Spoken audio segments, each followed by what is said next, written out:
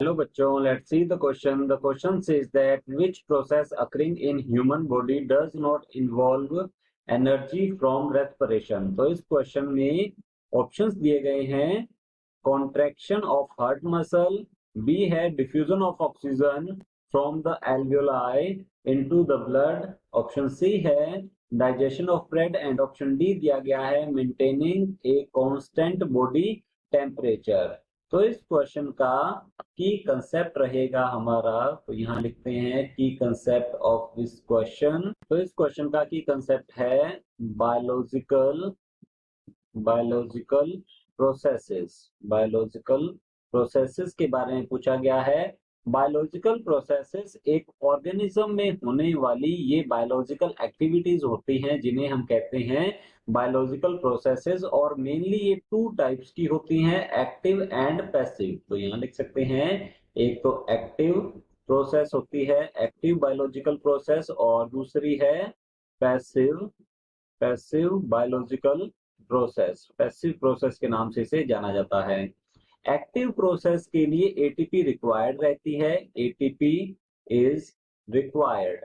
तो इसके लिए एटीपी एडिनोसिन ट्राइफॉस्फेट जो कि एनर्जी करेंसी होती है, मीन एक्टिव प्रोसेस के लिए एनर्जी की रिक्वायरमेंट है जो कि मिलती है एडिनोसिन ट्राइफॉस्फेट से। और अगर पैसिव प्रोसेस की बात की जाए तो पैसिव प्रोसेस में एटीपी की रिक्वायरमेंट नहीं रहती है। तो हम यहाँ लिख सकते हैं एटीपी इज नॉट रिक्वायर्ड। तो इसमें एनर्जी की रिक्वायरमेंट नहीं होती है, तो इसे हम कहते हैं पैसिव प्रोसेस। तो हमें पूछा गया है which process occurring in human body does not involve energy from respiration. तो रेस्पिरेशन के बारे में भी हम जान लेते हैं। रेस्पिरेशन ये एक टाइप की ऐसी मेटाबॉलिक प्रोसेस है जिसके थ्रू जो रेस्पिरेटरी सबस्ट्रेट या रेस्पिरेटरी फ्यूल होता है, जो न्यूट्रिएंट होते हैं, उन्हें ब्रेक डाउन किया जाता है, उनके ब्रेक डाउन से एनर्जी जो है प्रोड्यूस की जाती है। मीन एटीपी का प्रोडक्शन रेस्पिरेशन के थ्रू होता है, सेलुलर रेस्पिरेशन के थ्रू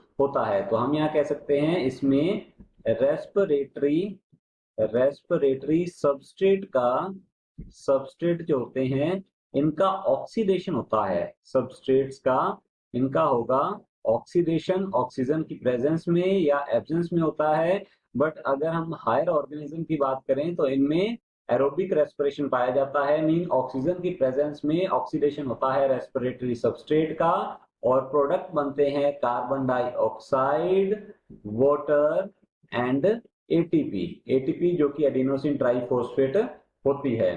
तो यहाँ पर पूछा गया है which process occurring in human body does not involve energy from respiration, mean जहां पर एटीपी का यूज नहीं होता, ऐसी प्रोसेस के बारे में बताना है। मतलब हमें बताना है पैसिव प्रोसेस के बारे में जहां पर एटीपी की रिक्वायरमेंट नहीं रहती है, एनर्जी यूज नहीं होती है। ऑप्शन ए दिया गया है कॉन्ट्रैक्शन ऑफ हार्ट मसल।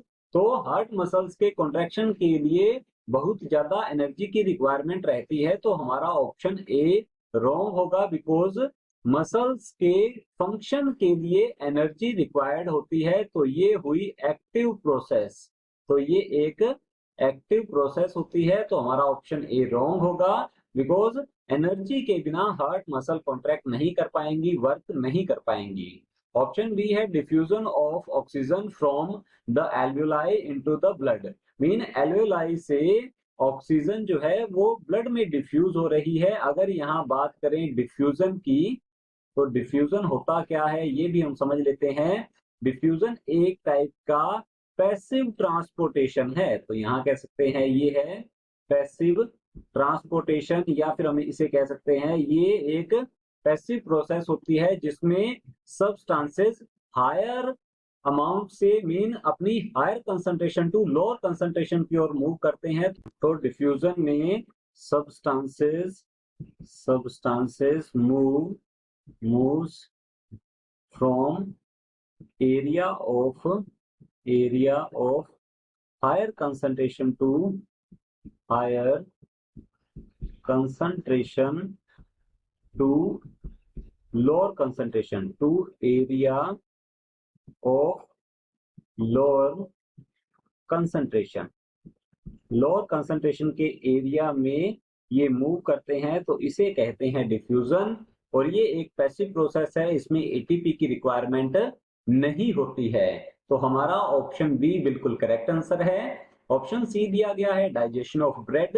अगर हम बात करें डाइजेशन की, डाइजेशन का मीन होता है breakdown of complex organic food into simplest absorbable form of food is called digestion. तो ये होता है डाइजेशन। तो यहाँ हम इसके बारे में लिख लेते हैं, डाइजेशन का मीन क्या है, इसमें कॉम्प्लेक्स कॉम्प्लेक्स फूड को कॉम्प्लेक्स फूड को डाइजेशन के थ्रू क्या किया जाएगा, ये सिंपल फॉर्म में कन्वर्ट किया जाता है, मीन सिंपल फूड में कन्वर्ट किया जाता है, जिससे कि बॉडी इसे एब्जॉर्ब कर सके, एलिमेंट्री कैनाल इसे एब्जॉर्ब कर सके। अब अगर डाइजेशन की बात की जाए तो डाइजेशन जो है ये मैकेनिकल एंड केमिकल दोनों टाइप का होता है। मैकेनिकल डाइजेशन में मैस्टिकेशन आ जाता है, च्युइंग आ जाता है, जिसके लिए एनर्जी की रिक्वायरमेंट रहेगी, और अदर केमिकल सब्सटेंस के प्रोडक्शन के लिए भी, जैसे कि डाइजेस्टिव एंजाइम्स होते हैं, उनके प्रोडक्शन के लिए भी, उनके सिंथेसिस के लिए भी एटीपी की रिक्वायरमेंट रहती है। तो ये भी हुई एक टाइप की एक्टिव प्रोसेस। तो डाइजेशन भी एक एक्टिव प्रोसेस है। तो हमारा ऑप्शन सी भी रॉन्ग होता है। ऑप्शन डी दिया गया है maintaining a constant body temperature. तो बॉडी टेम्परेचर को मेंटेन करने के लिए भी एटीपी की रिक्वायरमेंट रहती है, ये भी एक एक्टिव प्रोसेस हुई। तो यहाँ कह सकते हैं ये भी एक एक्टिव प्रोसेस है। तो हमारा ऑप्शन डी भी रॉन्ग होता है। So the final answer is option B. Hope you understood it well. All the best, thank you.